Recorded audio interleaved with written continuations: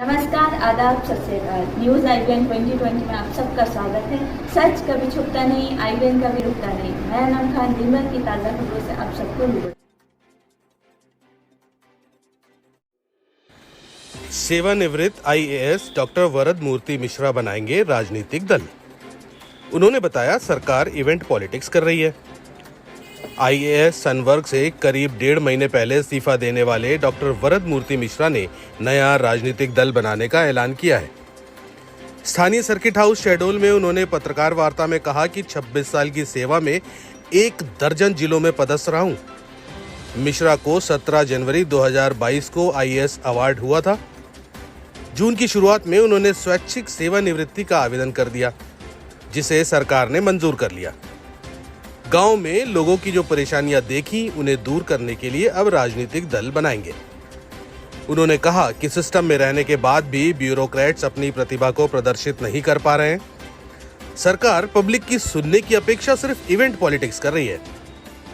Doctor Mishra ने कहा कि मध्य प्रदेश बीज का नकली हब बन गया है। देश में सबसे ज्यादा मध्य प्रदेश के कंज्यूमर फोरम में नकली बीज के केस दर्ज हैं। खाद के नाम पर संगमरमर का चूरा और फ्लाई ऐश मिलाकर इसकी सप्लाई हो रही है।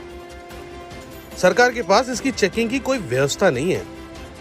उन्होंने कहा कि सत्ता में शीर्ष पर बैठे लोगों की प्रशासनिक समझ में कमी और दूरदर्शिता के अभाव के कारण आज विकास बाधित हो रहा है।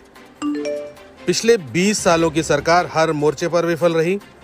किसान संकट में है, शिक्षा बेहाल है, बेरोजगारी और आर्थिक तंगी है।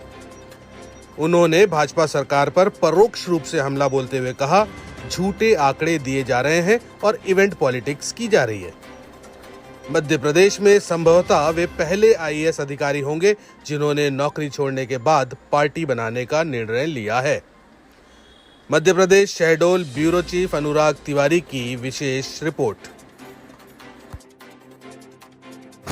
आज शहडोल आया था और यहाँ मैंने प्रेस कॉन्फ्रेंस रखी थी और इस प्रेस कॉन्फ्रेंस के जरिए मैं शहडोल के लोगों से, और न केवल शहडोल के लोगों से बल्कि पूरे अंचल के लोगों से मुखातिब होना चाहता था। उनको अपना एक मैसेज देना चाहता था कि वर्तमान में मध्य प्रदेश की जो बहुत सारे जो आम जनता के जो इश्यूज़ हैं, जो मुद्दे हैं उन पर सरकारें पिछले 20 सालों से कोई ठोस काम नहीं कर पाई हैं और लोग बहुत तकलीफ़ में हैं। और कोविड के बाद इस पूरी समस्या ने रोज़गार के बहुत बड़े संकट पैदा कर दिए हैं और अधिकांश परिवार जो हैं, 70-80% परिवार ऐसे हैं जो बहुत संकट से गुजर रहे हैं। और ऐसी स्थिति में मुझे एक मन में विचार जो बहुत पहले से था कि इस अव्यवस्था को दूर करने के लिए समाज के जो बेहतर लोग हैं, जो पढ़े लिखे लोग हैं, समझदार लोग हैं, जो चीज़ों को समझते हैं, मुद्दों को समझते हैं, ऐसे एक लोगों का संगठन बनाकर चुनावी व्यवस्था में उतरा जाए। और इसी से बात करने के लिए शहडोल आया हुआ था। मुझे यहाँ आकर बहुत अच्छा लगा। अधिकांश लोग मेरे ऐसे लोग थे जो मुझे जीवन में पहली बार मिले, लेकिन उन लोगों का प्रेम, स्नेह और उनके जो विचार थे वो मैंने जाने और मेरे उस पुराने विचार की पुष्टि हुई कि हाँ, मध्य प्रदेश में लोग तीसरा विकल्प चाहते हैं। कार्य योजना देखिए कि 2 तरह की बात कार्य योजना से मैं आशा समझ रहा हूँ। पहला तो ये कि वर्तमान परिस्थितियों में कार्य योजना क्या है, और एक है कि अगर जनता आपको आशीर्वाद देती है तो फिर क्या कार्य योजना होगी। तो मैं समझता हूँ दूसरे की चर्चा की भी आवश्यकता नहीं है। फिलहाल अगले 14-15 महीनों में हम मध्य प्रदेश के पूरे सभी ज़िलों में जाएंगे, सभी जगह, और पहले से भी हमारा संपर्क अधिकांश ज़िलों में लोगों से है। लोगों के अंदर जो इच्छा है एक कि लोग तीसरा विकल्प जो है मध्य प्रदेश में तैयार हो, ये बड़ा गहरा भाव आम जनता के मन में है। और जनमानस के विचार को हम कुछ अच्छे लोगों के साथ मिलकर इसको अंजाम दे रहे हैं।